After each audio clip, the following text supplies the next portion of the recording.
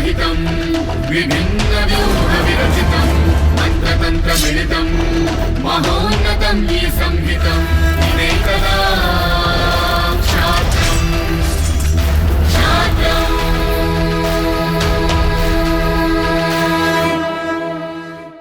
నమస్తే, welcome to క్షాత్రం. రక్షణ రంగానికి సంబంధించినటువంటి కీలక పరిణామాల్ని ప్రతి వారం మీ ముందుకు తీసుకొచ్చే చర్చా కార్యక్రమం క్షాత్రం 80వ ఎపిసోడ్ తో సిద్ధంగా ఉంది. ఈ వారంలో జరిగిన ముఖ్యమైనటువంటి రక్షణ రంగానికి సంబంధించినటువంటి వార్తాంశాలపై విశ్లేషించేందుకు, వివరించేందుకు ప్రస్తుతం మనతో ఉన్నారు అంతర్జాతీయ వ్యవహారాల నిపుణులు, రక్షణ రంగ నిపుణులు శ్రీ మామిడి గిరిధర్ గారు. వారితో మాట్లాడదాం. నమస్కారం సార్. నమస్తే సాయి. నమస్తే సార్, ఈ వారం మన క్షాత్రం ఎపిసోడ్ లో మొదటి అంశంలోకి వెళ్లే ముందు యాక్చువల్లీ ప్రేక్షకులకు ఒక విజ్ఞప్తి. ఫస్ట్ ఈ వీడియోని లైక్ చేయండి, 10 మందికి షేర్ చేయండి, కమెంట్స్ ద్వారా మీ అభిప్రాయాలు మాతో పంచుకోండి.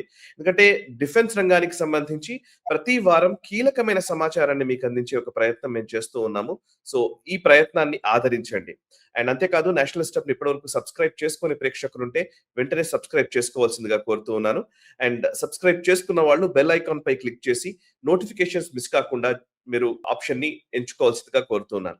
ఇక అండ్ మరొక వైపు మనసా వాచా కర్మణ దేశహితం కోసం నేషనల్ స్టెప్ పనిచేస్తోంది. జాతీయవాద జర్నలిజాన్ని మీకు అందించే ప్రయత్నం మేము చేస్తూ ఉన్నాము. మా ప్రయత్నాన్ని ఆర్థికంగా మాకు సహకరించి మాకు ఈ ప్రయత్నాన్ని విజయవంతం చేయవలసిందిగా కోరుతున్నాను. స్క్రీన్ పై కనబడేటువంటి ఈ క్యూఆర్ కోడ్ ని స్కాన్ చేయడం ద్వారా మీరు యూపీఐ పేమెంట్స్ ద్వారా కూడా మాకు సపోర్ట్ చేయవచ్చు. ఇక ఈ వారం మన క్షాత్రం ఎపిసోడ్ లో మొదటి అంశంలోకి వెళదాం. Sir, actually light combat aircraft Tejas crash అయింది అనే వార్త మొన్న విన్నాం మనం. జైసల్మేర్ లో అది అంటే అఫ్ కోర్స్ క్రాష్ కాదు, కానీ ఏదో లోపాలు వచ్చాయి అని. ఇప్పటికీ గత 3 సార్లు 2024లో ఒకటి తేజస్ లో లోపం తలెత్తడము, అది క్రాష్ అవ్వడము. అండ్ మొన్న 2025లో దుబాయ్ ఎయిర్ షోలో తేజస్ క్రాష్ అయి అందులో ఒక పైలట్ కూడా మరణించారు. సో ఇప్పుడు ఈసారి కూడా జైసల్మేర్ లో మొన్న జరిగినటువంటి ఇన్సిడెంట్ కూడా కొంత ఒక రకంగా చెప్పాలంటే భయాందోళన కలిగించింది. సో ఈ తేజస్ క్రాష్ కాలేదు అని హెచ్ఏఎల్ చెప్తోంది. అది క్రాష్ కాదు, చిన్న సమస్య తలెత్తింది ల్యాండ్ అయిన తర్వాత అని వారు చెప్తున్నారు. అసలు ఏం జరుగుతోంది? ఈ డీటెయిల్స్ ఏంటి? అసలు తేజస్ నిజంగా క్రాష్ అయిందా లేకపోతే లేదా? ఇంకా ఓవరాల్ గా మన పైన మీరు ఇంతకు ముందు కూడా ఎక్స్ప్లెయిన్ చేశారు. దుబాయ్ ఎయిర్ షోలో జరిగినప్పుడు కూడా అప్పుడు ఫ్యూయల్ లీక్ అవుతోందని చెప్పేసి అప్పుడు కూడా పాకిస్తాన్ ప్రచారం చేసింది. సో అనేక అంశాలు కావాలని తేజస్ సక్సెస్ కాకుండా చేయడం కోసం కూడా ప్రయత్నాలు జరుగుతుంటాయి. అందులో భాగంగానే దీన్ని చూడాలా, ఇంకా ఇతరత్ర కారణాలు ఏమైనా ఉన్నాయా? ఏవో కొన్ని సమస్యలు ఉన్నాయి తేజస్ ఎయిర్ క్రాఫ్ట్ లో అని మనకు తెలుస్తోంది. ఎన్ని ప్రోటోకాల్స్ పెట్టుకున్నా, ఎంత కష్టపడి దాన్ని మనం ఇంజనీరింగ్ పర్ఫెక్షన్ తీసుకొచ్చినా కానీ కూడా ఇది ఇంజిన్ అనేసరికి, మషిన్ అనేసరికి దానిలో ఎక్కడో చిన్న చిన్న తేడాలు వస్తాయి.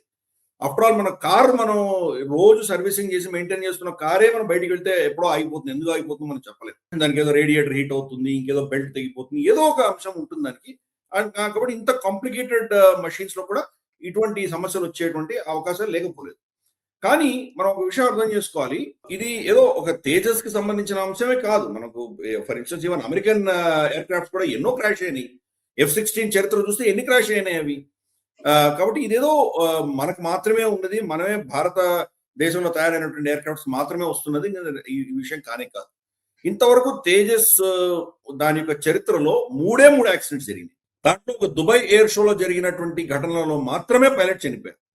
మిగతాది 2014 అంతకంటే అంటే దుబాయ్ ఎయిర్ షో కంటే ముందర జరిగినటువంటి క్రాష్ లో పైలట్ ఎజెక్ట్ అయిపోయారు. కాబట్టి దానికి ఏం అవ్వలేదు, వ్యక్తికి ఏం అవ్వలేదు, డ్యామేజ్ అయింది.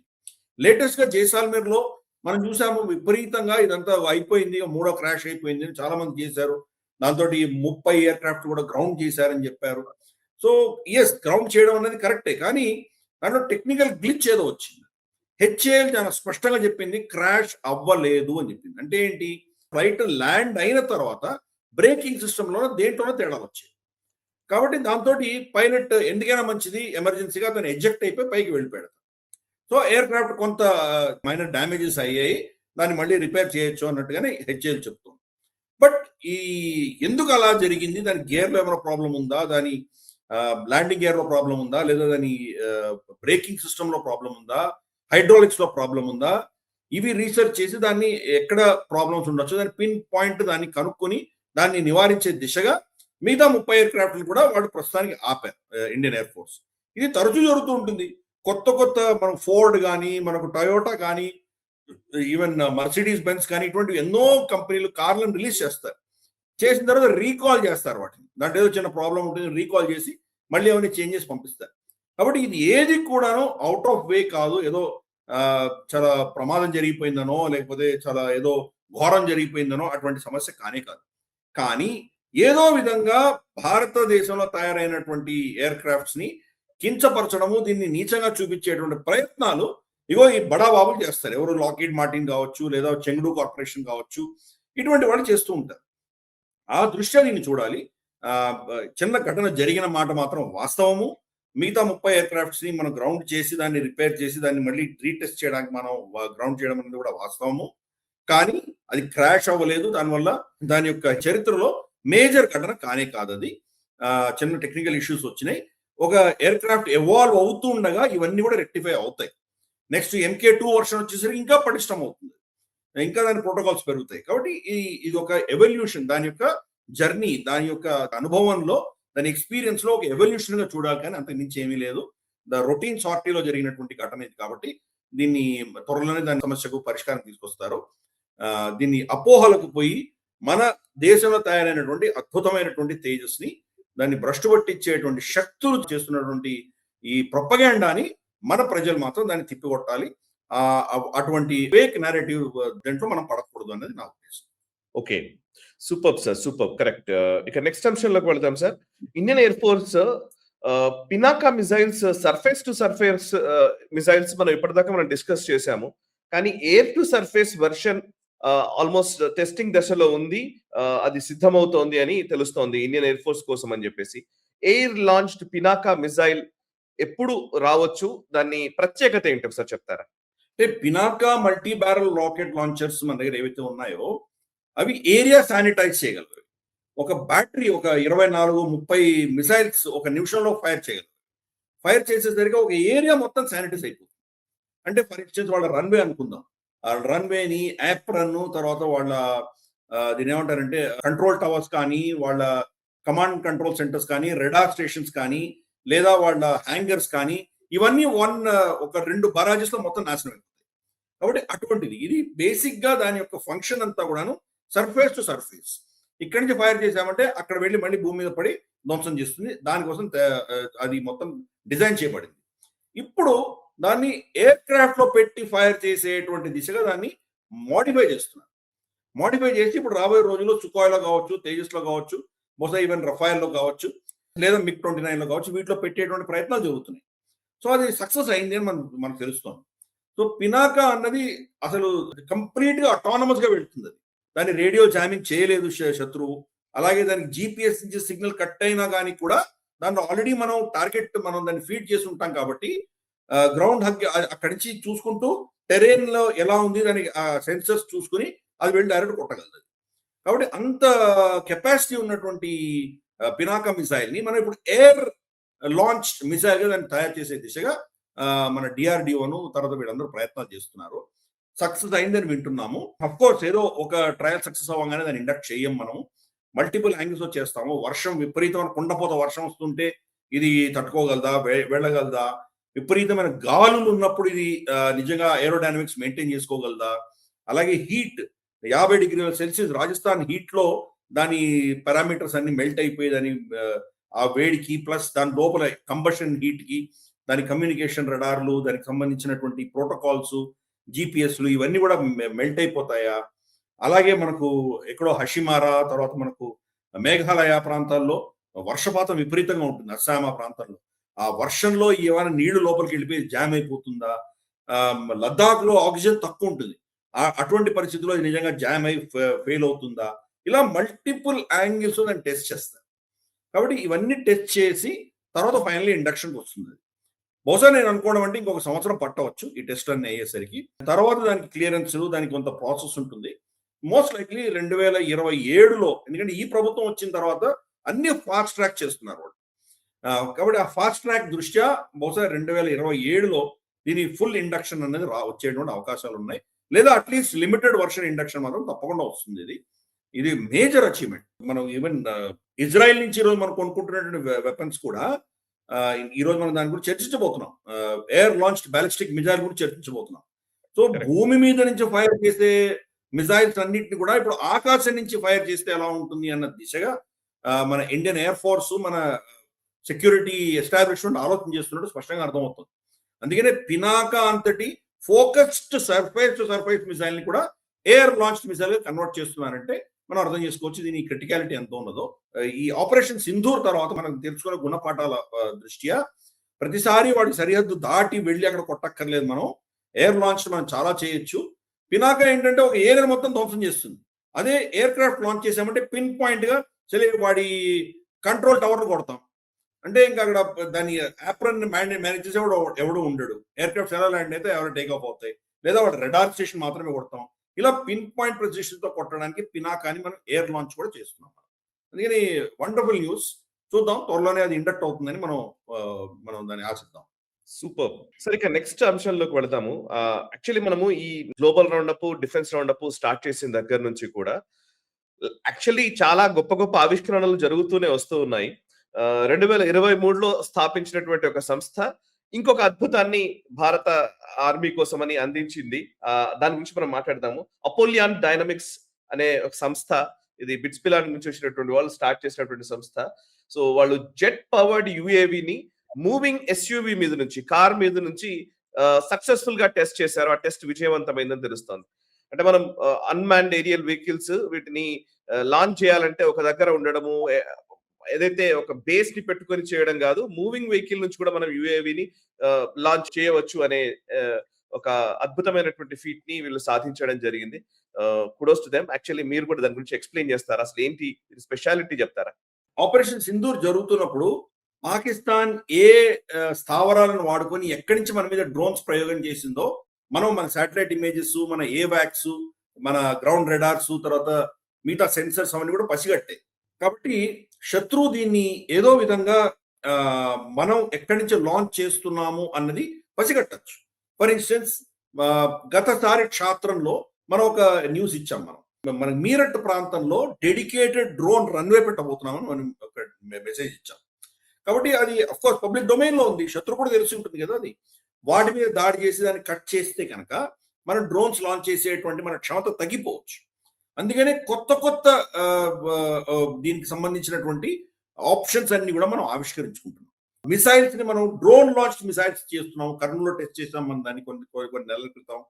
ఇప్పుడు అపోలిన్ అన్నటువంటి ప్రైవేట్ సంస్థ నార్మల్ మనం అందరూ వెళ్తున్నటువంటి కార్లు, టొయోటాలు కావచ్చు, మనకు క్రూజర్లు కావచ్చు, లేదా మనకు మామూలు ఎస్యూవీలు ఇటువంటివి ఏవైతే ఉంటాయో, మామూలు అందరూ మనుషులు వాడుకునేటువంటి కార్ల మీద పెట్టి దాన్ని డ్రోన్ లాంచ్ చేశారు. అంటే మూవింగ్ కార్ మీద నుంచి కూడా ఈ అన్మాన్డ్ ఏరియల్ వెహికల్స్ లాంచ్ అవ్వగలరు. అది కూడా జెట్ ప్రొపెల్డ్.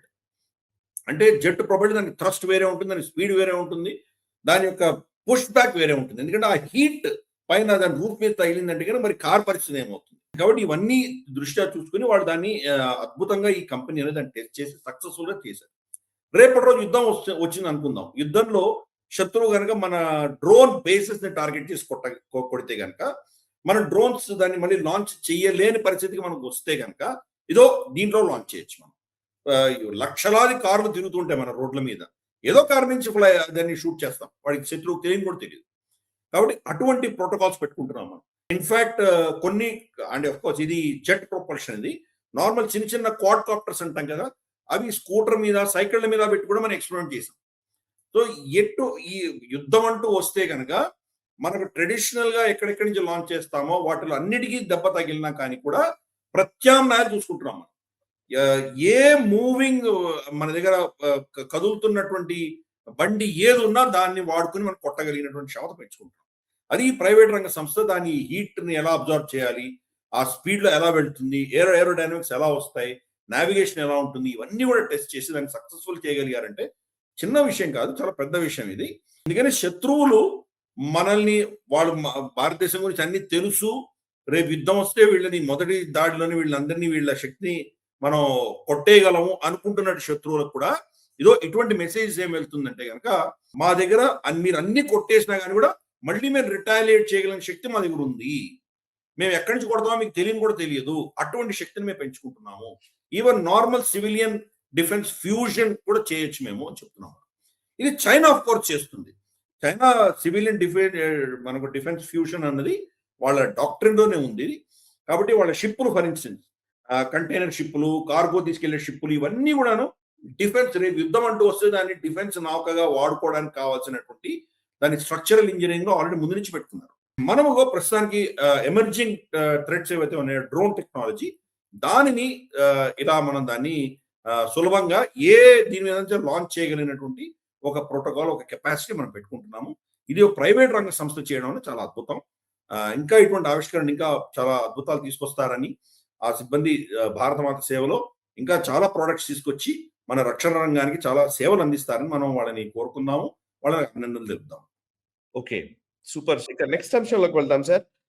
బ్రెజిల్ కి చెందినటువంటి ఎంబ్రార్ అనే సంస్థ అండ్ మహీంద్రా ఇద్దరు కూడా పార్ట్నర్షిప్ వెంచర్స్ కి సంబంధించినటువంటి అంశం ఇది. సో 2025 అక్టోబర్ నెలలో వీళ్ళు మేక్ ఇన్ ఇండియాలో భాగంగా భారతదేశంలో మ్యానుఫ్యాక్చర్ చేయడానికి C390 ఎయిర్ క్రాఫ్ట్స్ కి సంబంధించినటువంటి తయారీ కోసం అని ఒప్పందం చేసుకున్నారు. ఇప్పుడు ఓవరాల్ గా రిపేర్ యాజ్ వెల్ యాజ్ ముఖ్యంగా ఎంఆర్ఓ కొలాబరేషన్ కి సంబంధించినటువంటి రిపేర్, ఓవర్హాల్, మెయింటెనెన్స్ వీటన్నిటికి సంబంధించినటువంటి ఒప్పందం కూడా చేసుకోవడం జరిగింది. సో ఎంబ్రార్ తో మహీంద్రా ఒప్పందాన్ని ఎట్లా చూడాలి, దీనివల్ల కలిగే ప్రయోజనాలు ఏంటి? ఎంబ్రార్ అన్నది మనకు మిడ్ సైజ్ ఎయిర్ క్రాఫ్ట్. అది బోయింగ్లు, తర్వాత మనకు ఎయిర్ బస్ లో చాలా పెద్ద ఎయిర్ క్రాఫ్ట్స్. పెద్ద ఎయిర్ క్రాఫ్ట్స్ కి పెద్ద రన్వేలు కావాలి, అవన్నీ మనం మూవ్ చేయొచ్చు. ఫర్ ఇన్స్టెన్స్ మనకు ఏదో మనం ఢిల్లీ నుంచి మనం అమృత్సర్ కి ఏదో మన పెద్ద ట్యాంకులు కానీ, పెద్ద ఎక్విప్మెంట్ కానీ, పెద్ద సైన్యాన్ని పంపించవచ్చు మనం. అలాగే చెన్నైకి, కోల్కతాకి పెద్ద పెద్ద ఎయిర్పోర్ట్స్ ఉన్న వాటికి పంపించవచ్చు. కానీ మనం న్యోమా అడ్వాన్స్ ల్యాండింగ్ గ్రౌండ్ చూసాం, నేను లదాఖ్ వెళ్ళినప్పుడు. ఇటువంటివి ఫార్వర్డ్ బేసిస్ లో ఉన్నటువంటి అడ్వాన్స్ ల్యాండింగ్ గ్రౌండ్స్ కావచ్చు. మన రీసెంట్ గా మోదీ గారు అస్సాంలో ఒక హైవే మీద దిగారు. ఆయన గతంలో రాజ్నాథ్ సింగ్ గారు మనకు అలాగే ఇంకో హైవే మీద దిగారు. నితిన్ గడ్కరీ గారు ఆంధ్రప్రదేశ్ లో ఒక హైవే మీద దిగారు ఆయన. కాబట్టి అటువంటి దాంట్లో కూడా దింపగలిగినటువంటి చిన్న ఎయిర్ క్రాఫ్ట్, అంటే మరీ చిన్నది కాదు. ఎయిర్ బస్ మనకు బోయింగ్ కంటే కొంత చిన్నది, కానీ ఇది కూడా చాలా హెవీ లిఫ్ట్, చాలా ఎక్విప్మెంట్ తీసుకెళ్ళగలిగిన కెపాసిటీ ఉన్నదే. అది కూడాను సైన్యాన్ని కావచ్చు, లేదా మనకు వాళ్ళకి కావాల్సినటువంటి మందు సామాగ్రి, ఆర్మమెంట్స్ కావచ్చు, లేదా మెడిసిన్స్ కావచ్చు, చాలా ఎక్విప్మెంట్ వాళ్ళకి కావాల్సిన సప్లైస్ అన్ని సైట్ చేయడానికో, లేదా అక్కడ ఏరియల్ డ్రాప్ చేయడానికో, లేదా రెస్క్యూ ఆపరేషన్స్ కు వెళ్ళడానికో, ఇటువంటి వాటి చిన్న చిన్న రన్వేస్ ఉన్న దగ్గర కూడా వెళ్ళగలిగినటువంటి కెపాసిటీ ఎంబ్రార్ ఉంది. గతంలో మనం బ్రెజిల్ నుంచి ఊరికే కొంటుండేవాళ్ళం, వాళ్లే వచ్చి సప్లై చేసేవాళ్ళు, వాళ్లే వచ్చి రిపేర్ చేసేవాళ్ళు, ఇవన్నీ జరిగేవి.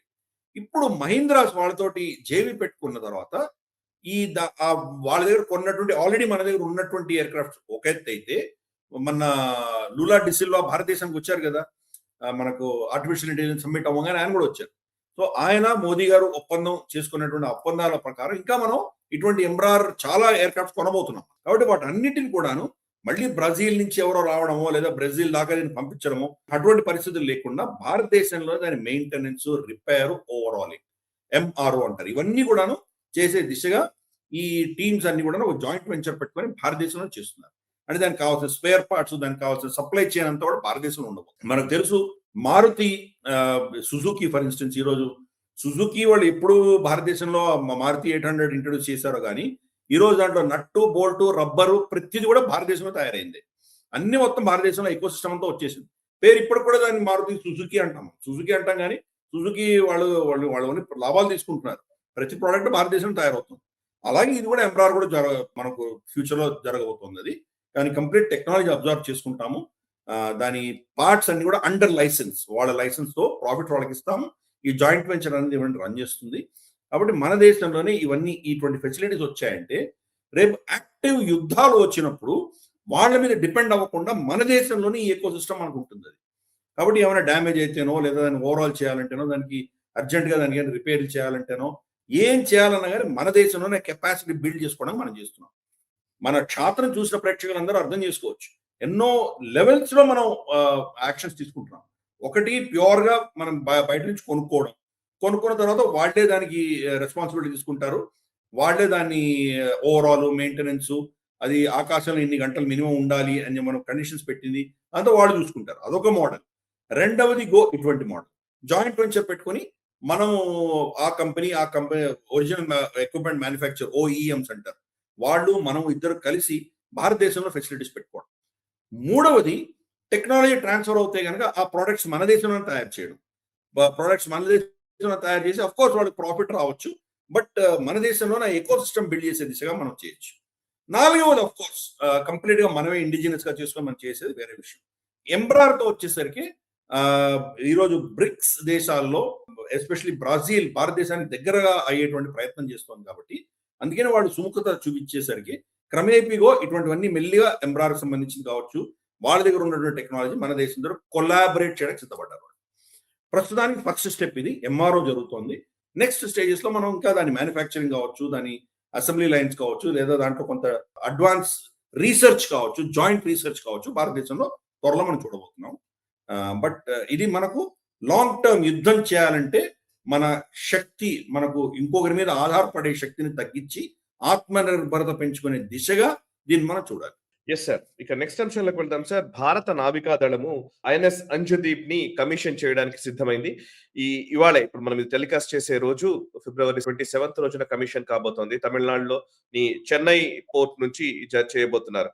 నావీ చీఫ్ అడ్మిరల్ దినేష్ కే త్రిపాఠి గారు ఈ కార్యక్రమంలో పాల్గొనబోతున్నారు. ఐఎన్ఎస్ అంజదీప్ ఇది ASWSWC anti submarine warfare shallow water craft అని అంటున్నారు. దీని వివరాలు ఒకసారి చెప్తారు. ఇది ఎలా పనిచేస్తుంది, దీని ఉపయోగాలు ఏంటి, దీన్ని ఎలా అర్థం చేసుకోవాలి? మనకు క్షాత్రంలో గతంలో దీని గురించి ఇటువంటి షిప్ గురించి మనం గతంలో కూడా చర్చించాం. మనం కొత్తగా వచ్చిన ప్రేక్షకుల గురించి మళ్ళీ దీన్ని ఒకసారి చెప్పే ప్రయత్నం చేద్దాం. మనం ASW అంటే యాంటీ సబ్మరీన్ వార్ఫేర్. ఇది సబ్మరీన్లను మాత్రమే వేటాడుతుంది. సబ్మరీన్ లో మళ్ళీ రెండు రకాలు ఉన్నాయి. ఒకటి మనం చూసేటువంటి పెద్ద పెద్ద సబ్మరీన్స్, మనకు విశాఖపట్నం బీచ్ లో INS కురుసావా మనం చూసాం కదా, చాలా మంది పిల్లలు వెళ్ళి చూసుంటారు, అందరూ అక్కడ మ్యూజియం చూసుంటారు. అటువంటి పెద్ద పెద్ద సబ్మరీన్ ఒక ఎత్తు అయితే, సబ్ మరీన్ అంటే నీళ్ల లోపల ఉన్నటువంటివి పెద్దవి కాకపోవచ్చు, చిన్న చిన్న ఉండొచ్చు, అన్మాన్డ్ ఉండొచ్చు, మనుషులు లేకపోవచ్చు, అది డ్రోన్స్ లాంటివి సముద్రం లోపల వచ్చి సర్విలెన్స్ చేయొచ్చు, షూట్ చేయొచ్చు, ఆత్మాహుతి అటాక్లు చేయొచ్చు, ఇటువంటివి కూడా చేయొచ్చు. అందుకని యాంటీ సబ్మరీన్ వార్ఫేర్ ఇది చేస్తుంది. ఇటువంటివి మ్యాండ్ కావచ్చు, అన్మాన్డ్ కావచ్చు, ఏమైనా సముద్రంలో వెళుతున్నాయంటే కనుక దాన్ని పసిగట్టి దాన్ని ట్రాక్ చేసి దాన్ని న్యూట్రలైజ్ చేయడమా, దాన్ని బెదిరించడమా, ఏం చేయాలి, ఆ యుద్ధంలో పార్టిసిపేట్ చేయగలిగిన క్షమత దీంట్లో ఉంటుంది. Anti submarine warfare. ఈ పేరుకి ఇంకో చిన్న తోక కూడా ఉంది. ఇది షాలో వాటర్ క్రాఫ్ట్, SWC అని కూడా యాడ్ చేస్తుంది. షాలో వాటర్ అంటే అర్థం ఏంటి? మన సముద్ర తీరం దగ్గరగా ఉన్నటువంటి ప్రాంతాల్లో ఇది సబ్మరీన్లు వెతికి వేటాడగలదు. ఎక్కడో పెద్ద సముద్రం, హిందూ మహాసాగరంలో ఎక్కడో మధ్యలో ఎక్కడో ఉన్నాయంటే దాని గురించి ఇది వెళ్ళదు, అంత దూరం వెళ్ళదు. ఇది మన సరిహద్దులను కాపాడే దిశగా ఇది పనిచేస్తుంది. మనకు ఒక పరిస్థితి ఏంటంటే, మన సరిహద్దులు అనేసరికి బెంగాల్ నుంచి కన్యాకుమారి దాకా, కన్యాకుమారి నుంచి గుజరాత్ దాకా ఇది ఒకటే మనకు తెలుసు. కానీ ఇంకో ఎన్నో వేల కిలోమీటర్ల మనకు సముద్రపు సరిహద్దులు అండమాన్ నికోబార్ ఐలాండ్స్ లో ఉన్నాయి, లక్షద్వీప్ లో ఉన్నాయి, ఇలాగే మనకు దీవులు చాలా ఉన్నాయి. ఈవెన్ మనకు మాల్పా అన్న ఒక ప్రాంతం, మనకు ఉడిపి దగ్గర ఉన్నటువంటి అక్కడ కూడా ఒక దీవులు ఉన్నాయి. ఇలా మన సీ కోస్ట్ లో చాలా దీవులు ఉన్నాయి. అలాగే మనం చూస్తే కనుక మనకు సుందర్బన్స్ పశ్చిమ బంగాల్లో అక్కడ కూడా మనకు చాలా దీవులు ఉన్నాయి. కాబట్టి ఈ దీవులన్నింటి రక్షించాలి. అండమాన్ నికోబార్ ఐలాండ్స్ కొన్ని వందల దీవులు ఉన్నాయి. ఏ దీవులో వీడు వచ్చి కాపు కాచడం మనకు తెలియదు. సబ్మరీన్ ఏదో మనుషులు లేనటువంటి ద్వీపాలు చాలా ఉన్నాయి అక్కడ అండమాన్ నికోబార్ ఐలాండ్స్ లో. కాబట్టి ఏదో ఒక దాంట్లో వచ్చి వాడు కనుక దాచిపెట్టుకుని స్టెల్త్ పెట్టుకొని ఇక్కడ హాయిగా ఉండి అక్కడ సెన్సర్స్ పెట్టుకొని వాడు మనం ఏం మాట్లాడుతున్నాం వింటూ ఉండొచ్చు కదా. కాబట్టి ఈ సరిహద్దులన్నీ అంటే మెయిన్ ల్యాండ్ భారతదేశమే కాదు, మన దీవులు ఏవైతే ఉన్నాయో అక్కడ ఉన్నటువంటి సరిహద్దులు కూడా ఇది కాపు కాసి అక్కడ ఉన్నటువంటి సబ్మరీన్స్, శత్రు సబ్మరీన్స్ ఏవైతే వస్తున్నాయో దాన్ని పసిగట్టి దాన్ని కౌంటర్ చేయగలిగినటువంటి కెపాసిటీ ఉన్నది ఈ అంజదీప్ అన్నది. ఇవి ఇంకా రాబోతున్నాయి రాబోయే రోజుల్లో. బట్ ఇది ఈ రోజు మన ప్రోగ్రామ్ హోస్ట్ చేసేసరికి ఇందాక నువ్వు చెప్పినట్టు ఇది కూడా లాంచ్ అవబోతుంది. సో మన రక్షణ టూ ప్రాంగ్డ్ అప్రోచ్ మన భారతదేశానికి. ఒకటి మన దేశాన్ని రక్షించడం, రెండు అటాక్ కెపాసిటీ పెట్టుకోవడం. శత్రువు మన మీదకి వస్తేనే అతన్ని అటాక్ చేయడానికి కెపాసిటీ, ఈ రెండు మనం బిల్డ్ చేసుకుంటున్నాం.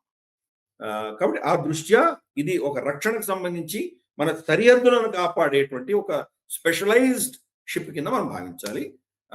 లాంచ్ అవుతున్నందుకు DRDO సైంటిస్టులకి, అలాగే దీన్ని మ్యానుఫ్యాక్చర్ చేసినటువంటి వ్యక్తులందరికీ, ఇండియన్ నేవీకి అందరికి కూడా మనం అభినందనలు తెలుపుతాం. Yes sir. ఇక నెక్స్ట్ అంశంలోకి వెళ్తాం సార్.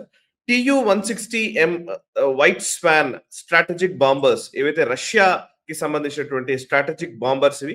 వీటిని మనకు మొదటి నుంచి కూడా రష్యా ఆఫర్ చేస్తూ వస్తోంది. కానీ మనం డిక్లైన్ చేస్తున్నాం. సో ఇప్పుడు పూర్తిగా దాన్ని డిక్లైన్ చేస్తూ దాన్ని వద్దు అని మనము చెప్పడం జరిగింది. దీనికి సంబంధించినటువంటి వార్తాంశం వచ్చింది. ఎందుకని ఈ TU-160M white swan strategic bombers ని ఎందుకని మనం రిజెక్ట్ చేశాము? దాని అవసరం లేదా మనకి? ఒక విషయం అర్థం చేసుకోవాలి. సోవియట్ యూనియన్, అమెరికా ఇద్దరు కూడాను న్యూక్లియర్ రేస్ లో ఉన్నప్పుడు వాళ్ళు ఏం చేశారంటే వాళ్ళ స్థావరాలు ప్రపంచవ్యాప్తంగా ఎక్కడున్నాయో 1000 కిలోమీటర్ దూరం ఉన్నటువంటి ప్రాంతాలకు కూడా న్యూక్లియర్ బాంబులు తీసుకువెళ్లి దాడి చేయడానికి క్షమత పెంచుకున్నారు. ఈ TU-160 అనేది కూడా అటువంటి కెపాసిటీకి సంబంధించినటువంటి అంశమే. మనం అమెరికా B2 బాంబర్స్ తీసుకొచ్చి హెవియెస్ట్ బాంబర్స్ అవి. ఆ హెవియెస్ట్ B2 బాంబర్ లో mother of all bomb MOB అంటారు. ఆ బాంబు తీసుకొని వచ్చి ఇరాన్ లో ఉన్నటువంటి ఫర్దోలో వాళ్ళు వేశారు. మనం చూసాం గత సంవత్సరం 2025లో ఇజ్రాయెల్ ఇరాన్ మధ్యలో జరిగిన యుద్ధం దాన్ని ఎండ్ చేయడానికి అమెరికా చేసిన బొంబార్డ్మెంట్ మనం చూసాం. అటువంటిదే ఈ TU-160 మనకు రష్యా దగ్గర ఉన్నాయి. రష్యా ఏం చెప్తోందంటే మీ దగ్గర స్ట్రాటజిక్ బాంబర్స్ లేవు కాబట్టి న్యూక్లియర్ బాంబులు తీసుకువెళ్ళి కొట్టగలిగిన క్షమత మీ దగ్గర లేదు కాబట్టి ఇది కొనుక్కోండి మా దగ్గర అని చెప్పి వాళ్ళు ఆఫర్ ఇస్తున్నారు. కానీ మన డాక్ట్రిన్ మారిపోయింది, మన ఆలోచన దృక్పథం మారిపోయింది. మనం ఏంటంటే ఇప్పుడు ఎయిర్ క్రాఫ్ట్ క్యారియర్ కూడా కొత్తది కొనాలా లేదా, మనం మ్యానుఫ్యాక్చర్ చేయాలా లేదా అని భారత ప్రభుత్వము మన నేవీ ఆలోచన చేస్తుంది. ప్రత్యామ్నాయాలు ఏమైనా చూసుకోవచ్చా అన్న దిశగా మనం చూస్తున్నాం. ఇంత ఖర్చు పెట్టి హెవియెస్ట్ బాంబు దాన్ని మోయాలంటే దాని ఎయిర్ క్రాఫ్ట్ కెపాసిటీ ఎంత ఉండాలి, అంత కెపాసిటీ తోటి తీసుకొచ్చి ప్రపంచంలోని ఎవరికీ లేనటువంటి క్షమత అమెరికా దగ్గర ఉన్నది. అది తీసుకొచ్చి ఆ బాంబు వేసారు. మనం ఏం చేశాము, సూక్ష్మంలో మోక్షం, భారతీయ జుగాడ్ అగ్ని 5ని అగ్ని 5 10,000 కిలోమీటర్ల దాకా కొట్టగలిగినటువంటి అగ్ని 5ని 3,000-4,000 కిలోమీటర్ వరకే వెళ్ళగలిగినటువంటి దాన్ని కుదేలు చేసి మిగతా ఎక్స్ట్రా ఎనర్జీని దాన్ని బంకర్ బస్టర్ కింద మనం కన్వర్ట్ చేసాం. కాబట్టి ఈ MOB mother of all bombs ఫర్దోలో కొట్టినటువంటి బాంబుల ఇంపాక్ట్ అది ఆల్మోస్ట్ 7-8 అంతస్తులు లోపలికి వెళ్ళి కొట్టింది. అక్కడ లోపలికి వెళ్ళి డెటనేట్ అయింది. కాబట్టి ఆ కెపాసిటీ ఎంత ఉన్నదో దానికి 10 రెట్ల కెపాసిటీ మనం అగ్ని 5లో తీసుకొచ్చాం. అంటే బాంబర్ వెళ్ళి దాన్ని వెపన్ డెలివరీ చేసి అటువంటిది లేకుండా land based ballistic and cruise missiles ని మనం డెవలప్ చేసుకుంటున్నాం. దాన్ని రీపర్పస్ చేస్తున్నాం. అంటే అది ఒకదానికి తయారైనటువంటి మిజైల్ ని ఇంకో ఇటువంటి వాటికి ఎక్కడైతే మనకు బాంబర్ కావాలో దాని ప్రత్యామ్నాయాలుగా ఈ మిజైల్స్ ని వాడుకుంటున్నాం. అలాగే మనకు multi role combat aircraft వస్తున్నాయి. హ్యాన్కా వస్తుంది మనకు, ఇతరత్ర ఈవెన్ సుకోయ్ తీసుకున్నాము. అఫ్కోర్స్ సుకోయ్ ఫస్ట్ ఉన్నది, అది డిఫెన్సివ్ ప్లస్ ఆఫెన్సివ్ రెండు చేయగలవు. అలాగే రఫాల్స్ కూడా ఇప్పుడు 114 కొనబోతున్నాం మనం. Su-57 బహుశా అది కూడా ఆర్డర్ ఇచ్చేటువంటి అవకాశాలు కనిపిస్తున్నాయి మనకు. కాబట్టి మల్టీ రోల్ ఫైటర్స్ ఉన్నాయి కాబట్టి మనకు మల్టీ అంటే డిఫెన్సివ్ అండ్ ఆఫెన్సివ్ రెండు చేయగలిగినటువంటి ఉన్నాయి కాబట్టి మనకు ఈ మళ్ళీ ఒక ప్రత్యేకంగా ఈ స్ట్రాటజిక్ బాంబర్ మనకు అవసరం లేదు. ఇంకా కీలకమైన అంశం ఏంటంటే కనుక 1000 కిలోమీటర్ల దూరంలో వెళ్ళి మనం కొట్టవలసిన శత్రువు మనకు ఎవడు లేడు. మన శత్రువులందరూ మన సరిహద్దుల్లోనే ఉన్నారు. ఇక్కడ పాకిస్తాన్ కావచ్చు, అక్కడ చైనా కావచ్చు. కాబట్టి ఈ మనకు టార్గెట్స్ అన్ని కూడా చాలా దగ్గరలోనే ఉన్నాయి. మనకున్నటువంటి మల్టీ రోన్ కాంబాట్ ఎయిర్ క్రాఫ్ట్స్, తర్వాత మనకున్నటువంటి మిసైల్స్ చాలు మనకి. కాబట్టి అనవసరంగా ఇటువంటి టెక్నాలజీ ఇన్వెస్ట్ చేయకూడదు అని భారత ప్రభుత్వం నేవీ డిసైడ్ చేసుకున్నారు. కాబట్టి మనకు రష్యా ఇచ్చిన ప్రపోజల్ తిరస్కరించాం. ఇది మనం ఎందుకు చర్చిస్తున్నామంటే కనుక పబ్లిక్ డొమైన్ లో కొంత డిబేట్స్ నేను చూశాను. ఇప్పుడు అమెరికా అంత అద్భుతంగా ఇరాన్ లో కొట్టింది కదా, మనకు ప్రత్యామ్నాయం రష్యా నుంచి కొనుక్కోవాలి, భారతదేశం తప్పు చేస్తోంది, స్ట్రాటజిక్ బాంబర్స్ మన దగ్గర లేవు, ఒక్కటి కూడా లేదు. అది ఉంటే కనుక మన కెపాసిటీ చాలా పటిష్టంగా ఉంటుంది. లేకపోతే కనుక ఈ రేస్ లో మనం ఓడిపోతాం. ఇటువంటి ఎయిర్ క్రాఫ్ట్స్ చైనా దగ్గర ఉన్నాయి, చైనా ఎనీవే పాకిస్తాన్ ఇస్తుంది కాబట్టి మనం ఓడిపోతాం అని చెప్పి ఒక నేరేటివ్ నేను చూశాను. కాబట్టి దాన్ని క్లారిఫై చేస్తున్నాం. ఈ స్ట్రాటజిక్ బాంబర్స్ ఏం చేస్తాయో అదే పనిని మన మల్టీపర్పస్ ఎయిర్ క్రాఫ్ట్స్ తర్వాత మన మిసైల్స్ ఈ రెండింటితోటి అదే చేయించగలుగుతున్నాం. ఆ జుగాడ్ మనం సాధించగలిగాం. అది 10 రెట్ల ఎక్కువ ఇంపాక్ట్ తో కొట్టగలిగేటువంటి ఆ ప్రోటోకాల్స్ మనం అటువంటివన్నీ తయారు చేసుకోవాలి. సో సూక్ష్మంలో మోక్షం మనం వెతుక్కుంటూ ఉంటే ఇంకోవైపు చాలా పెద్ద ఒక ఎయిర్ క్రాఫ్ట్ క్యారియర్ ని బిల్డ్ చేసుకున్నటువంటి అమెరికా మాత్రం చిన్న సమస్య, తన టాయిలెట్లు బ్లాక్ అయిపోయి ఇబ్బంది పడుతోంది. సో దాని గురించిన డీటెయిల్స్ కూడా మనం చూద్దాం sir. USS Gerald R Ford ఇది ప్రపంచంలోనే అతి పెద్దదైనటువంటి ఎయిర్ క్రాఫ్ట్ క్యారియర్ గా పేరుంది. Largest carrier in the world అని పేరుంది. సో అట్లాంటి ఎయిర్ క్రాఫ్ట్ క్యారియర్ లో ఇప్పుడు అది గల్ఫ్ రీజియన్ లో ఉంది. ఇరాన్ మీద దాడి చేయడం కోసం దాన్ని అక్కడికి డిప్లాయ్ చేశారు. సో ఆ ఎయిర్ క్రాఫ్ట్ క్యారియర్ లో టాయిలెట్ సమస్యతో సతమతం అవుతున్న పరిస్థితి. టాయిలెట్ బ్లాక్ అవ్వడం వల్ల అసలు నిజంగా అక్కడ క్యూ లైన్లు ఉన్నాయి. అందులో స్టాఫ్ అందులో పనిచేసే వాళ్ళు నిజంగా టాయిలెట్స్ యూజ్ చేయడానికి చాలా ఇబ్బంది పడుతున్నారు అనే వార్తాంశం వచ్చింది. సో ద డీటెయిల్స్ ఏంటి సార్ చెప్తారా?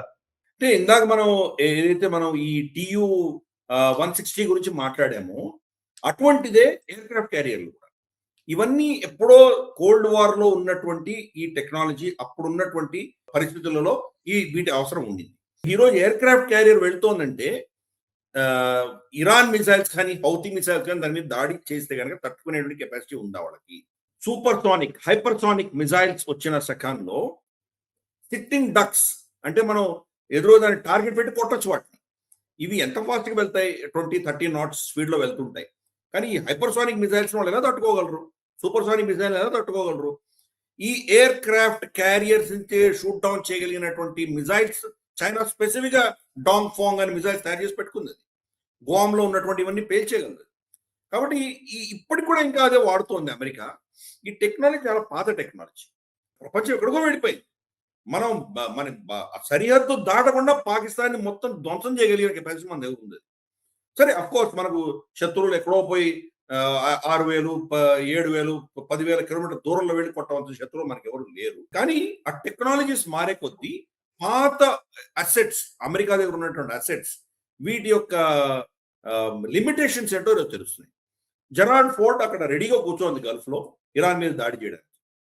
కానీ మెజారిటీ వాళ్ళ సిబ్బంది 4,600 మంది సైనికులు ఉన్నటువంటి, అంటే నేవీ ఆఫీసర్స్ ఉన్నటువంటి షిప్ అది. దాంట్లో యావరేజ్ వాష్రూమ్కి వెళ్ళాలంటే కనుక 45 నిమిషాల నుంచి గంట సేపు వెయిట్ చేయాల్సి వస్తుంది. మనకు తెలుసు టాయిలెట్ వస్తే ఎటువంటి పరిస్థితి ఉంటుందో మనకి.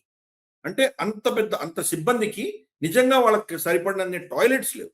అంతేకాదు చాలా టాయిలెట్స్ సగం పైబడి టాయిలెట్స్ ఒక దాంట్లో కనుక చోక్ అయిపోయిందంటే కనుక ఆ సెక్షన్ అంతా కూడా మూసేసే పరిస్థితి వస్తుంది.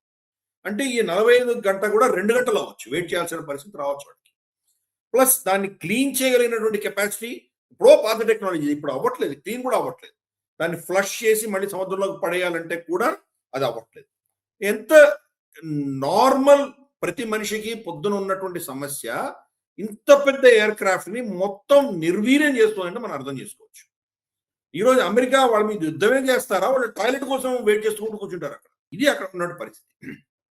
సో అందుకని పాత టెక్నాలజీస్ ని మనం క్రమేపీ దాని యొక్క ప్రత్యామ్నాయాలు చూసుకోవాలి. ఎమర్జింగ్ సిచ్యుయేషన్, ప్రపంచంలో మారుతున్నటువంటి పరిస్థితుల ఆధారంగా కొత్త ఆలోచనలు తీసుకొచ్చేటువంటి ప్రయత్నం మనం చేయాలి. ఎనీవే అమెరికా ఇప్పటికి కూడా వాళ్ళకు ఉన్నటువంటి శక్తి బలంతో వాళ్ళందరినీ బెదిరిస్తున్నారు. కానీ నిజంగా వాళ్ళ క్షమత ఏంటో హౌతీలు చూపించారు. హౌతీలు వీళ్ళ ఎయిర్క్రాఫ్ట్ క్యారియర్స్ మీద మిసైల్స్ దాడి చేస్తే దాని నుంచి తప్పించుకోవడానికి వీళ్ళు షార్ప్ టర్న్ తీసుకున్నారు. టర్న్ తీసుకుంటే కనుక దాని డెక్ మీద ఉన్నటువంటి F-18 హార్నెట్ విమానాలు పడిపోయాయి, సముద్రంలో పడిపోయాయి. 2 ఘటనలు జరిగాయి, 2 కూడా సముద్రంలో పడిపోయాయి. సో అందుకని అమెరికా మేము చాలా శక్తివంతం బలవంతం అంటున్నారు. కానీ ప్రపంచం ఊరికే లేదు. ప్రపంచం అటువంటి శక్తిని ఎలా కౌంటర్ చేయాలో వాళ్ళు కూడా ఆలోచన చేస్తున్నారు. ఎన్నో ఆల్టర్నేటివ్స్ తీసుకొస్తున్నారు. కాబట్టి ఇటువంటి వైట్ ఎలిఫెంట్స్ అంటాం కదా, తెల్ల ఏనుగులు, ఇవి నిజంగా యుద్ధంలో పనికి వస్తాయా? అంతమంది సిబ్బందిని అక్కడ పెట్టి వాళ్ళు నిజంగా యుద్ధం చేయాలి, సగం మంది యుద్ధం చేయకపోతే ఎందుకు షిప్ అక్కడ? ఇది సీరియస్ గా ఆలోచన చేయవలసిన ఆవశ్యకత ఉంది. ఇటువంటి సమస్యలను మనం తెలుసుకుంటే కనుక మన ప్రోటోకాల్స్ లో మనం ఏం చేయబోతున్నామో దాంట్లో కూడా మనం సీరియస్ గా వీటి గురించి మనం ఫ్యాక్టర్ చేయాలి. బహుశా మనం తయారు చేసేటప్పుడే ఇటువంటి సమస్యలకు పరిష్కారం తీసుకురావాలి. చిన్న అంశాలు మనల్ని మొత్తం నిర్వీర్యం చేసేటువంటి పరిస్థితులు రావచ్చు. చిన్నప్పుడు నేను స్కూల్లో ఒక కవిత విన్నాను. నేను ఆ కవితలో ఏంటంటే, for lack of shoe horse battle was last అని ఒక కవిత ఉండేది. గుర్రం డెక్కకి ఒక చిన్న మేకు దొరకలేదు. ఆ మేకు ఊడిపోయింది కాబట్టి దాని షూ పెట్టలేకపోయారు, ఇనుప షూ పెట్టలేకపోయారు. అది గుర్రం పరిగెత్తలేకపోయింది దాని మీద ఉన్నటువంటి రౌతు ఓడిపోయాడు కాబట్టి రౌతు ఆధారంగా ఉన్నటువంటి సైన్యం ఓడిపోయింది, యుద్ధమే ఓడిపోయారు. ఒక్క మేకు కోసం యుద్ధం అంతా ఓడిపోయారు అనేది ఆ కవిత్వం. సో మనకు ఎంత పెద్ద శక్తి ఉన్నా కానీ మనకు సామెత కూడా ఉంది కదా, మనకు we are as strong as the weakest link. Chain ఉంటుంది, చాలా పెద్ద పెద్ద చైన్ ఉంటుంది, కానీ దాంట్లో ఒక్క దగ్గర కూడా చాలా బలహీనంగా ఉంటుంది. అది చాలు, దాని మొత్తం శక్తి అంతా ఆ బలహీనతలో ఉంటుంది. ఇక్కడ ఉన్నటువంటి బలహీనత అన్ఫార్చునేట్లీ దాన్ని జోక్గా తీసుకోవాలో లేదా సీరియస్గా తీసుకోవాలో మనకు అర్థం కాదు. కానీ వాళ్ళకు ప్రతి మనిషికి ఉన్నటువంటి సమస్య టాయిలెట్ల సమస్యతోటి ఈరోజు జెరార్డ్ ఫోర్డ్ అన్నది ఇంత కష్టంలో ఉన్నది. అది సో సరే, ప్రతిదీ కూడా మనం అన్ని దేశాలు కూడా గుణపాఠాలు నేర్చుకోవాలి. మనకు ఇండిజినస్ ఎయిర్ క్రాఫ్ట్ క్యారియర్ రెండవది మనం తయారు చేయబోతున్నాం. బహుశా ఐఎన్ఎస్ విశాల్ మనం తయారు చేయబోతున్నాం. దాంట్లో ఈ అనుభవాల ఆధారంగా మనం దాన్ని అటువంటి సమస్యలు రాకుండా చూసుకునే దిశగా మన డిజైనర్స్ పనిచేస్తారని కోరుకుంటున్నాను. Yes sir, yes sir. So ఇక ఈ వారం మనం మన క్షేత్రంలో బ్రేవ్ హార్ట్ సెగ్మెంట్ లోకి వెళదాం sir.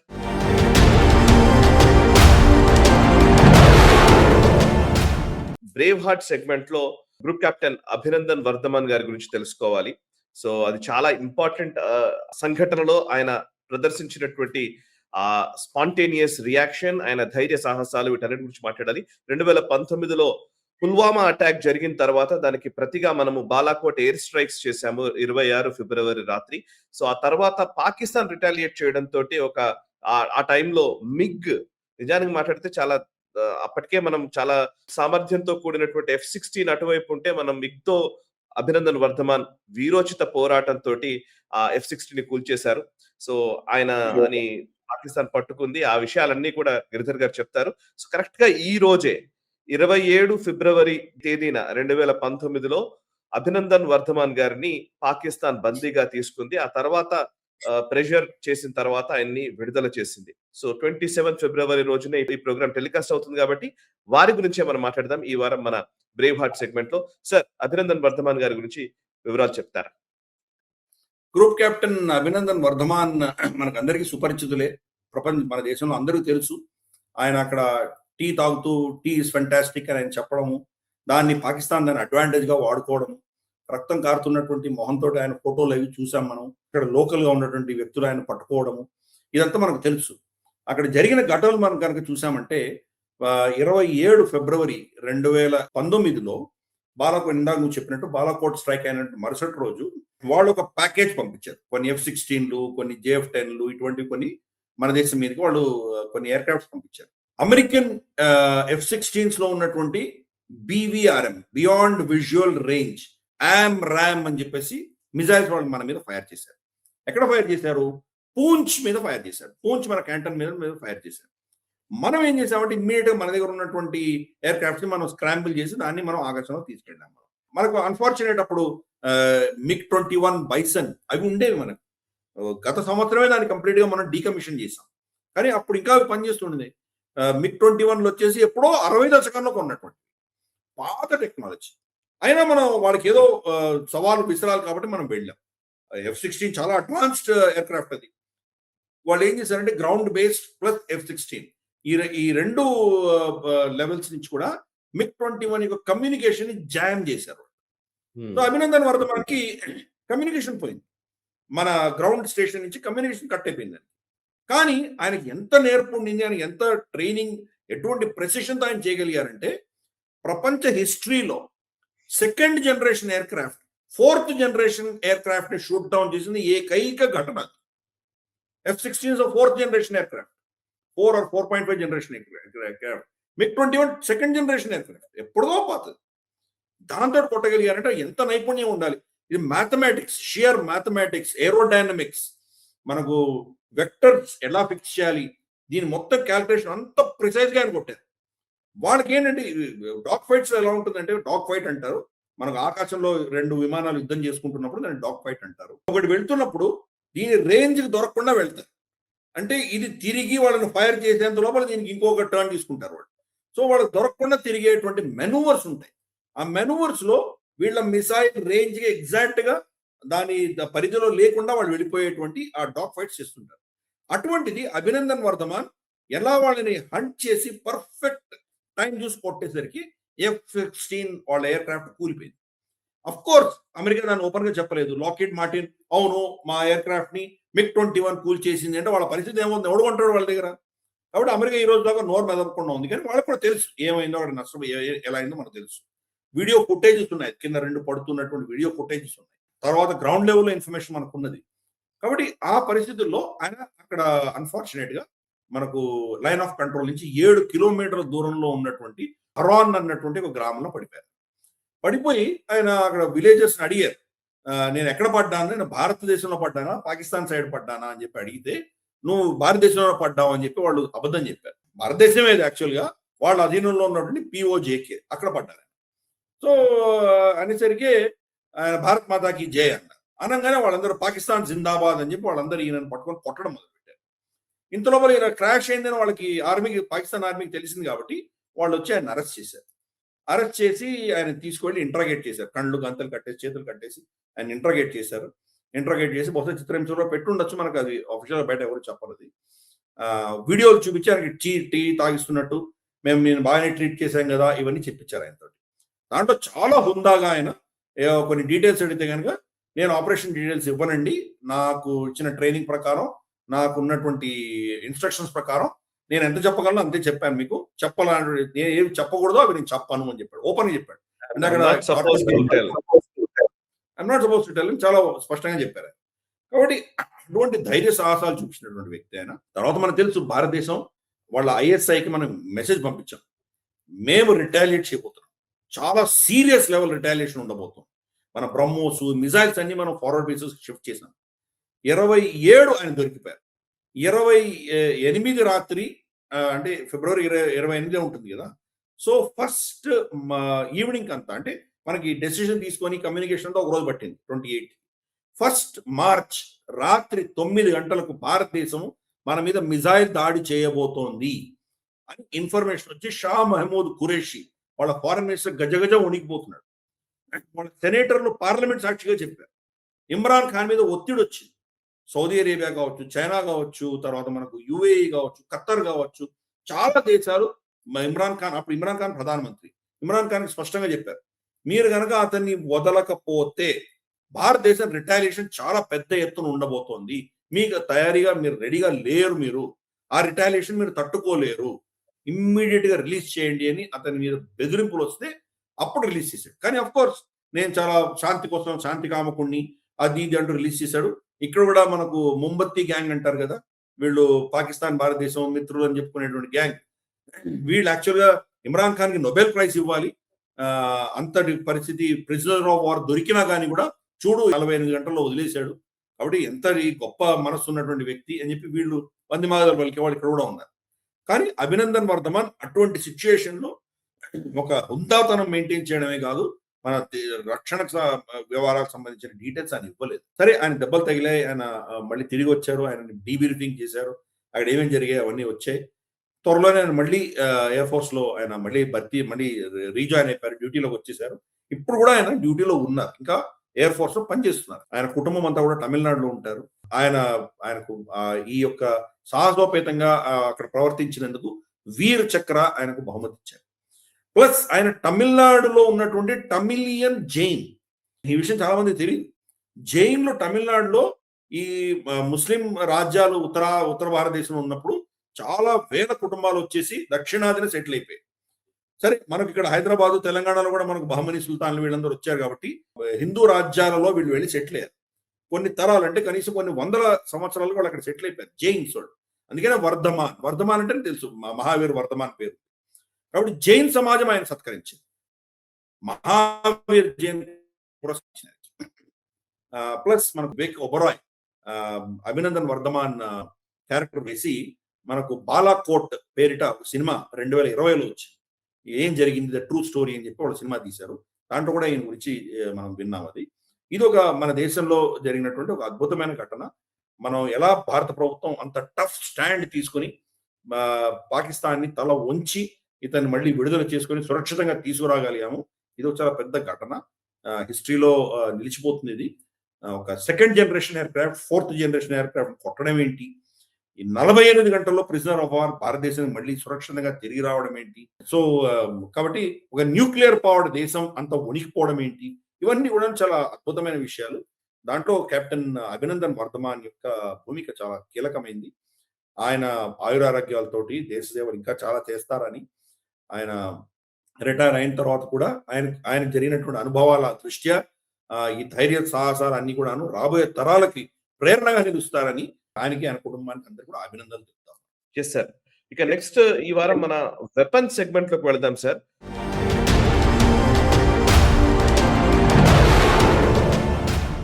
Golden horizon air launched ballistic missile ALBM ఇది ఇజ్రాయెల్ పర్యటనలో ఉన్న ప్రధాని నరేంద్ర మోదీ గారికి ఇజ్రాయెల్ ఆఫర్ చేసినట్టుగా వార్తాంశం వస్తోంది. సో దీని గురించి మనం మాట్లాడదాం సార్ ఇప్పుడు. Golden horizon air launched ballistic missile, దీని ప్రత్యేకత ఏంటి, ఇది ఎలా పనిచేస్తుంది, వివరాలు చెప్తారా? ఇందాక మనం మొదట్లోనే ఒక అంశంలో మనం చర్చించాం. పినాక గురించి మాట్లాడుతున్నప్పుడు మనం మాట్లాడాం. Air launched ballistic missile. Ballistic missile అనేది భూమి నుంచి ఫైర్ అవ్వాలి.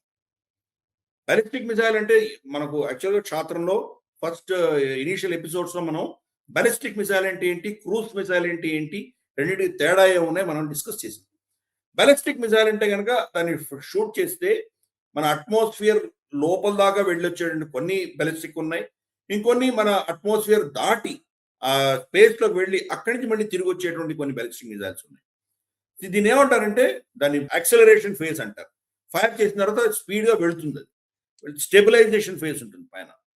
స్టెబిలైజేషన్ అయిన తర్వాత నెక్స్ట్ కింది పడేటప్పుడు దాన్ని టర్మినల్ ఫేజ్ అంటారు. ఆ టర్మినల్ ఫేజ్ లో ఏమవుతుందంటే భూమి ఆకర్షణ శక్తి వల్ల, గురుత్వాకర్షణ శక్తి వల్ల దాని స్పీడ్ ఎన్నో రెట్లు పెరిగిపోతుంది. ఈవెన్ నార్మల్ స్పీడ్ లో మనం ఫైర్ చేసినా కానీ కూడా ఆకాశంలోకి వెళ్ళి స్టెబిలైజ్ అయ్యి మళ్ళీ కిందికి వచ్చేటప్పుడు ఆ స్పీడ్ తోటి మన భూమి కూడా తిరుగుతోంది. ఆ తిరిగేటువంటి స్పీడు, ఆ గ్రావిటీ స్పీడ్ తోటి చాలా ఫాస్ట్ గా వచ్చి కొడుతుంది. అది బాలిస్టిక్ మిసైల్. క్రూజ్ మిసైల్ అంటే కనుక అది ఇలా వెళ్ళి ఒక యూ షేప్ లో రాదు. అది స్ట్రైట్ గా కొడితే వెళ్తుంది. బహుశా యూ షేప్ ఉండొచ్చేమో కానీ దాన్ని కంట్రోల్ చేయొచ్చు, దాన్ని మానిటర్ చేయొచ్చు. లెఫ్ట్కి వెళ్ళమనొచ్చు, రైట్కి వెళ్ళమనొచ్చు, పైకి వెళ్ళమనొచ్చు, కిందికి వెళ్ళమనొచ్చు, దాన్ని మానిటర్ చేయొచ్చు. క్రూజింగ్ అది చేసి ఆల్మోస్ట్ భూమికి దగ్గరగా దాన్ని పంపించి మనం కొట్టగలం. Cruise missile. ఈ రెండు ఫీచర్స్ కలిసి వస్తున్నాయి. ఇప్పుడు వస్తున్న మిసైల్స్ బాలిస్టిక్ అడ్వాంటేజెస్ ఉంటాయి, దాంట్లో లాస్ట్ మినిట్ లో దాన్ని మార్పులు చేసేటువంటి ఫీచర్స్ కూడా దాన్ని పెట్టుకుంటున్నాం మనం. ఇది ఇప్పుడు గోల్డెన్ హరైజన్ అన్నది మనకు ఇజ్రాయెల్ ఏదైతే ఆఫర్ ఇచ్చిందో, ఇటువంటి ఒక అస్త్రం ఇజ్రాయెల్ దగ్గర ఉన్నది అని చెప్పి చాలా మందికి తెలియని కూడా తెలియదు. మొదటిసారి వీళ్ళు ఇరాన్ లో వాడారు. అప్పుడు CIA ఇంటెలిజెన్స్ ఏజెన్సీస్ ఈ అటాక్ అన్నది ఎటువంటి ఇన్స్ట్రుమెంట్ తో కొట్టారు వీళ్ళు, ఎందుకంటే వాళ్ళకు ప్రతి మిసైల్ ట్రాక్ చేస్తుంది అమెరికా. ఈ మిసైల్ ఇజ్రాయెల్ నుంచి ఫైర్ అవ్వలేదే, కానీ ఇది బాలిస్టిక్ మిసైల్ లాగా ఉందే, ఎక్కడి నుంచి వచ్చింది అని వాళ్ళు ఆరా తీస్తే కనుక అది ఎయిర్ క్రాఫ్ట్ నుంచి ఫైర్ అయింది అని తెలిసింది వాళ్ళకి. అంటే అప్పుడు లీక్ అయింది. రెండవ అటాక్ ఏం చేశారంటే వాళ్ళు ఖతార్ లో ఉన్నటువంటి హమాస్ నేతలందరూ కూర్చొని మీటింగ్ పెట్టుకుంటే ఆ మీటింగ్ ని కొట్టారు. ఆ బిల్డింగ్ చుట్టుపక్కలంతా కూడా దౌత్య సిబ్బందికి సంబంధించిన అంటే వివిధ దేశాలకు సంబంధించినటువంటి దౌత్య కార్యాలయాలు ఉన్నాయి. ఇంకేదో యూరోపియన్ దేశాలవి, గల్ఫ్ దేశాలవి, వాళ్ళ ఎంబసీస్ అన్ని ఉన్నాయి. దాని మధ్యలో ఒక బిల్డింగ్ లో ఒక ఫ్లోర్ లో మాత్రమే వెళ్ళి ఆ మిసైల్ కొట్టగలిగింది. సో అప్పుడు కూడా దీన్ని వాడారు. ఆ మిసైల్ భారతదేశానికి ఇవ్వడానికి సిద్ధపడుతుంది ఇజ్రాయెల్. దీని యొక్క రేంజ్ 1500 కిలోమీటర్ నుంచి 2000 కిలోమీటర్ల దాకా ఉంది అని మనకు తెలుస్తుంది. చాలా సీక్రెట్ వెపన్. ఇన్ఫాక్ట్ మనకు న్యూస్ ఐటమ్ లో కూడా చాలా మంది దీని గురించి రిపోర్ట్ చేస్తూ Israel's secret weapon being offered to Bharat, India అని చెప్పి వాళ్ళు రిపోర్ట్స్ కూడా రాస్తున్నారు. కాబట్టి ఇది చాలా అరుదు. ప్రపంచంలోనే 3 దేశాల దగ్గర ఉంది అని మనకు తెలుస్తుంది. ఈవెన్ అమెరికా దగ్గర కూడా లేదు. అది ఇజ్రాయెల్, రష్యా, చైనా ముగ్గురు దగ్గరే ఉంది. ఆ టెక్నాలజీ భారతదేశానికి వాళ్ళు ఇవ్వడానికి సిద్ధపడుతున్నారు. ఇందాక నేను చెప్పినట్టు టర్మినల్ ఫేజ్ లో మ్యాక్ 5 స్పీడ్ లో వస్తుంది. అంటే బ్రహ్మోస్ మిసైల్ కంటే 2 రెట్ల వేగంతో వస్తుంది. దాన్ని ఇంటర్సెప్ట్ చేయడం ఆల్మోస్ట్ నెక్స్ట్ ఇంపాసిబుల్. అటువంటి మిసైల్ మనకు వాళ్ళు ఇస్తున్నారు. అఫ్ కోర్స్ దాని ఫైనల్ అగ్రిమెంట్స్, సంతకాలు, దాని ప్రోటోకాల్స్, ఏ కాంపనెంట్స్ భారతదేశంలో తయారవుతాయి, దాని టెక్నాలజీ ట్రాన్స్ఫర్ ఎలా ఉంటుంది, మెయింటెనెన్స్ ప్రోటోకాల్స్ ఎలా ఉంటాయి, గ్యారంటీస్ ఎలా ఉంటాయి, ఇవన్నీ కూడా చర్చిస్తారు. బట్ దాన్ని ఆఫర్ చేశారు వాళ్ళు. ఆ అస్త్రం యొక్క కేపబిలిటీ అంటే మనం ఈరోజు మనకు వెపన్ సెగ్మెంట్ లో మనం చర్చిస్తున్నాము. త్వరలో మన అమలు బదులు అది రాబోతోంది. అది వస్తే కనుక ఇంకా మరి 2000 కిలోమీటర్ల డిస్టెన్స్ అంటే కనుక పాకిస్తాన్ లో ఒక్క అంగుళం కూడా మన అటాక్ నుంచి తప్పించుకునేటువంటి సమస్య లేదు. బలూచిస్తాన్ లో కావచ్చు, లేదా పరాచినార్ లో కావచ్చు, ఎక్కడైనా కానీ వాళ్ళు మొత్తం పాకిస్తాన్ అంతా కూడా మనం టార్గెట్ చేయొచ్చు. ఇంకా కీలకమైంది ఏంటంటే మనకు చైనా వాళ్ళకు లాసా దగ్గర నుంచి తీసుకొని చెంగుడు దాకా మనం ఎక్కడైనా కొట్టచ్చు. మన సరిహద్దులు దాటకుండా కొట్టచ్చు. ఆ కెపాసిటీ ఈ ఎయిర్ లాంచ్డ్ బాలిస్టిక్ మిసైల్ మనకు ఇజ్రాయెల్ ఇవ్వబోతోంది. సో అందుకని మంచి శుభ పరిణామం. మోదీ గారు ఊరికే వెళ్ళరు. ఆయన ఎక్కడికి వెళ్ళినా కానీ దేశం యొక్క లాభాల కోసము, దేశం యొక్క భద్రత కోసము, మన అవసరాల కోసము, మన ఇంట్రెస్ట్ని కాపాడే దిశగానే వెళ్తారు కాబట్టి ఇది ఒక అద్భుతమైనటువంటి మన అస్త్రం మన అమ్ముల పొదలో రాబోతుంది. సార్ నెక్స్ట్ అంశంలోకి వెళ్దాం సార్. చివరిగా కంపెనీ సెగ్మెంట్ లోకి వెళ్ళాలి.